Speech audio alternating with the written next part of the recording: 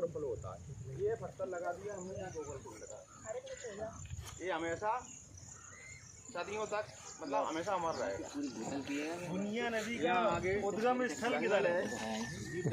ये अपन आगे नहीं जा सकते, डैम से निकलती है और जहाँ से यहाँ से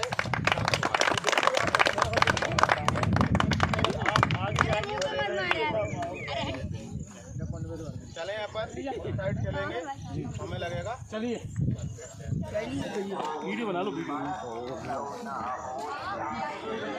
आप तो आगे आगे भाग जा रहे हैं। ऐसे करके आओ भाई, वो देख रहा है तुम्हें कैमरा, बिल्कुल पहले तू ये मुझे कुंड में फेंकने वाला। चलो भाई, कैमरे देख रहा है तुम्हें, चलो 30 लाख का कोई आप आए नहीं। ग्राउंड में दौड़ने गए आप लोगों में से हसदेव जंगल का नाम किसने सुना? हसदेव जंगल का नाम किसने सुना? बक्सवाहा जंगल का नाम। ये जंगल एक तो है हसदेव जंगल जो छत्तीसगढ़ में था, और कौन सा जमीन के नीचे वाली जो साइंस होती है, क्या बोलते हैं उसे, भूगर्भीय विज्ञान, भूगर्भ विज्ञान। उन्होंने ये कहा कि इस जंगल के नीचे बहुत सारा कोयला है। तो छत्तीसगढ़ की सरकार ने एक किसी को ठेका दिया कि आप इसके अंदर से कोयला निकाल लो और पेड़ काट लो। तो 4.5 लाख पेड़ काट कर कोयला निकाला गया, वहाँ से निकाला जा रहा है। अभी 1 महीने पहले ही काटे हैं 4.5 लाख पेड़, और कितने पुराने? 150 साल पुराने। तो एक तो ये है, ये हसदेव। एक बक्सवाहा है, बक्सवाहा छतरपुर के पास ही जंगल है, उसमें 2.5-3 लाख पेड़ थे हैं मतलब। और भूगर्भ विज्ञान ने ये बताया कि इसके नीचे हीरे हैं, हीरे की खदान है। तो सरकार ने उन हीरों को निकालने के लिए किसी को ठेका दिया कि आप इन पेड़ों को काट कर हीरा निकालिए। अब हमें लगा कि हीरे को तो रिक्रिएट किया जा सकता है। हीरा तो आप लोगों में से, हम लोगों में से किसी घर में हीरा नहीं है। गुनाह में हो सकता है 1 आध लोगों के घर में हीरा हो। तो हीरा जरूरी है या ऑक्सीजन? हमने ये 2 साल 3 साल पहले ये अभियान चलाया, और यहाँ से एक टीम को लेकर हम बक्सवाहा गए। बक्सवाहा में फॉरेस्ट के अधिकारियों ने हमें किडनैप कर लिया, क्योंकि हम वहाँ पर पेड़ों को बचाने जा रहे थे और सरकार पेड़ों को काट कर उसमें से हीरे निकलवाना चाह रही।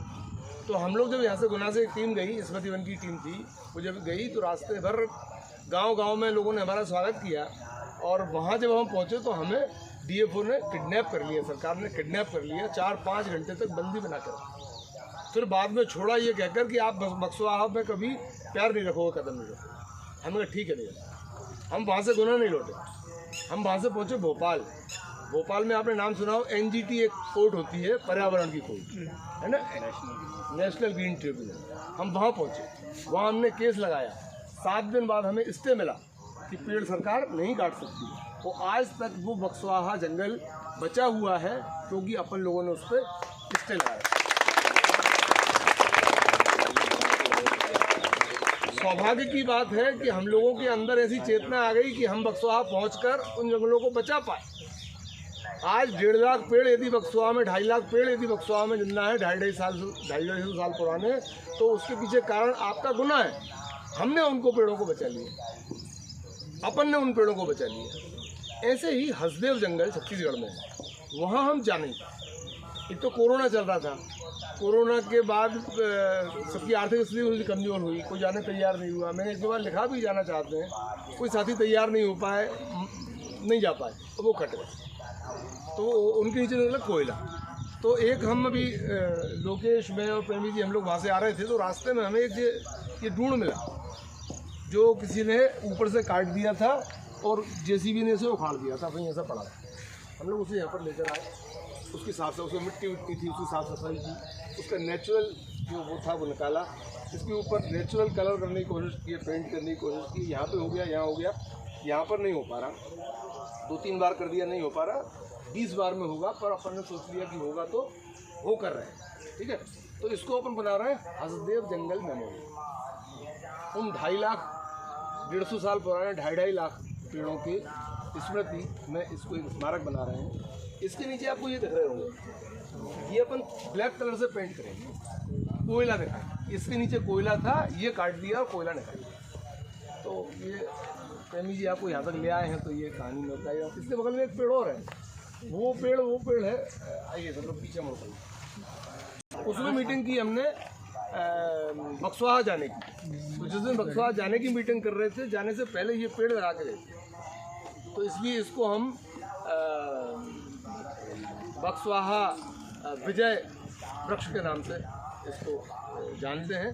हम इन दोनों में ही एक चारों तरफ से एंगल का एक ऐसा वो बनाना चाह रहे हैं जिससे उस पर तो शेड हो जाए, क्योंकि जो अपन ने लकड़ी का वो बनाया है एक स्मारक, वो बारिश में ख़राब हो जाएगा, गर्मी में ख़राब हो जाएगा, ठंडे में ख़राब हो जाएगा। तो उसमें अपन वो स्मारक बनाने की कोशिश कर रहे हैं। तो इसको अपन करेंगे। आज जो आपने पैसे इकट्ठे किए हैं उनके लिए बहुत बहुत धन्यवाद। और इस तरह के छोटे मोटे कंट्रीब्यूशन से ही काम चलता है। हमारे साथ लोकेश जी हैं, मैं चाह रहा हूँ कि लोकेश जी यहाँ पर आकर आप लोगों को 2 शब्द कहें। और उसके पहले अंसार भाई कहें। जी सर। अंसार निसार कौन है? निसार क्या आते हैं, उन फलों को खाते हैं और गुठली डस्टबिन में डाल देते हैं। हमारा कहना होता है डस्टबिन में न डालो, वो गुठली हमें दे दो, हम उससे पेड़ बनाएंगे, उससे पेड़ लगाएंगे। तो उस अभियान को इस साल इन लोगों ने और भी ज़्यादा 10 टाइम्स उसको आगे बढ़ाया। इनने कहा कि हम उसकी जिम्मेदारी लेते हैं और इस साल हम 1 करोड़ बीज इकट्ठे करके गुना शहर की नदी, तालाबों, सड़क के और रेल के दोनों तरफ बिखराएंगे, फेंकेंगे। कैलकुलेशन ये है कि 1000 बीज यदि फेंका जाता है तो एक तो उसमें से लगी जाता है, क्योंकि सर्वाइवल ऑफ फिटेस्ट आप लोगों ने पढ़ा होगा।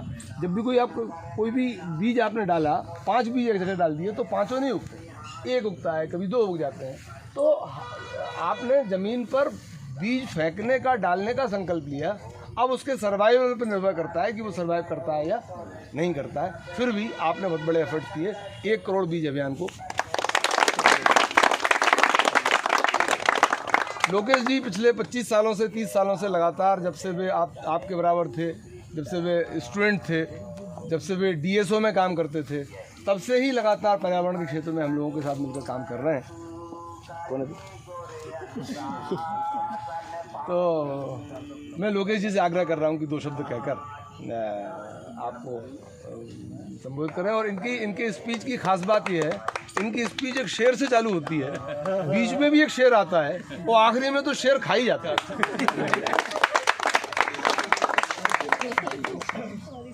सबसे पहले तो मैं सभी बच्चों को, सीनियर्स को बधाई दूंगा कि आप सब लोग पेड़ लगाने के लिए आए, पौधे लगा रहे हैं, वो पेड़ बनेंगे और प्रकृति हमारी बचेगी। बहुत सारे लोग कहते हैं गर्मी बहुत पड़ रही है, लेकिन वो अल्टरनेटिव कुछ अपनी तरफ से एफर्ट नहीं लगाते। तो ये अच्छी बात है कि गर्मी के बारे में बोल सब लोग रहे हैं, लेकिन आप लोग पेड़ भी लगा रहे हैं, पौधे लगा रहे हैं, चिंता कर रहे हैं कि भविष्य में आने वाली पीढ़ी को ठंडी हवा मिलेगी, इतनी गर्मी नहीं रहेगी। क्योंकि पर्यावरण असंतुलन जो हो रहा है उसके कारण ये सारी चीज़ें हो रही हैं। इस बार पूरी दुनिया का टेम्परेचर लगभग 4 डिग्री बढ़ गया है, पूरी दुनिया का, क्योंकि ग्लोबल वार्मिंग के कारण ये सब हो रहा है। तो हम सबको अपने एफर्ट भी लगाना चाहिए। जैसे एक सेब फल में कितने बीज होते हैं इसे गिना जा सकता है, लेकिन एक बीज से कितने सेब फल बनेंगे इसे नहीं गिना जा सकता। इसलिए बीज लगाने का काम हमारे साथी कर रहे हैं, आप लोग भी करेंगे। तो ये सारे काम अगर हम लगातार करते रहें तो चीज़ें बहुत बदलेंगी। मैं बस एक कहानी छोटी सी आपको सुनाना चाहता हूँ कि एक बार जंगल में सारे जानवर थे, उसमें शेर भी था, दूसरे जानवर भी थे, लेकिन उनके पास कोई कलर नहीं थे। जानवर कलरलेस हुआ करते थे, लेकिन रेनबो जो है इंद्रधनुष, उसके पास तो इतने सारे कलर थे। तो एक बार सारे जानवर गए और उन्होंने इंद्रधनुष से कहा कि हमको भी कलर चाहिए। तो इंद्रधनुष ने कहा ठीक है, कलर सबको मिलेंगे, लेकिन एक को हम इंचार्ज बनाएंगे और वो सबको कलर डिस्ट्रीब्यूट करेगा। तो सारे लोगों को खड़ा कर दिया गया लाइन से और मोर को इंचार्ज बना दिया, पिकॉक। उसको इंचार्ज बनाया तो सबसे पहले पैरोट आया, तोता आया। तोते ने कहा कि मेरी नाक पर लाल कलर कर दीजिए। इंद्रधनुष ने बाल्टी में बहुत सारे कलर दे दिए थे, ब्रश दे दिया था। तो मोर ने क्या किया, बाल्टी में से लाल कलर निकाल के मोर की चोंच पर कर दिया और उसके तोते की चोंच पर हरा कलर कर दिया, लाल कर दिया, और फिर पंखों पर हरा कलर कर दिया। इसके बाद हिरण आया, उसने कहा मेरे को ब्राउन कलर चाहिए, उसने ब्राउन निकाला, मोर ने पूरे बॉडी पर ब्राउन कर दिया। उसने कहा डिज़ाइन भी बना दो, तो उसने वाइट डिज़ाइन बना दिया। फिर इसके बाद एलिफेंट आया, उसने कहा कि मेरे को ग्रे कलर चाहिए। शेर भी आया तो शेर पर उसने कलर कर दिया। जानवर आते गए और वो सारे कलर करता रहा। लास्ट में मोर ने देखा कि उसकी बाल्टी में सारे कलर ख़त्म हो गए। वो इंद्रधनुष के सामने बोला कि मेरे तो सारे कलर ख़त्म हो गए, मेरे लिए कोई कलर बचा नहीं, और वो रोने लगा। तो इंद्रधनुष ने कहा मोर तुम अपने आप को देखो, इसको मिरर दिखाओ। और मिरर दिखाया तो मोर पर सबसे ज़्यादा कलर थे। तो उन्होंने कहा इंद्रधनुष ने कि जब तुम पैरोट को कलर लगा रहे थे तो कलर लगाने के दौरान कलर उछटकर तुम्हारे ऊपर आ गया। जैसे अपन घर में वॉश को पेंट करते हैं तो हमारे ऊपर भी कलर आ जाते हैं, तो ऐसे ही उस पर लाल कलर भी आ गया, हरा भी आ गया, दूसरे कलर भी आ गए। तो इंद्रधनुष ने कहा कि जो दूसरों को कलर सबसे ज़्यादा बांटेगा उसको सबसे ज़्यादा कलर मिलेंगे, जो दूसरों को खुशियाँ सबसे ज़्यादा बांटेगा खुशियाँ उसको सबसे ज़्यादा मिलेंगी। और इसका वाइस वर्सा भी है, इसका अपोजिट भी है कि जो दूसरों को दुख बांटेगा उसको दुख भी ज़्यादा मिलेंगे। इसलिए ये ज़िंदगी इतनी छोटी ज़िंदगी है कि इसमें प्यार के लिए, स्नेह के लिए, दोस्ती के लिए वक्त कम पड़ रहा है, तो नफ़रत के लिए लोग वक्त कैसे निकाल लेते हैं। तो हम सबको दोस्ती के लिए वक्त निकालना है, भाई के लिए वक्त निकालना है, परिवार के लिए, खुशियों के लिए।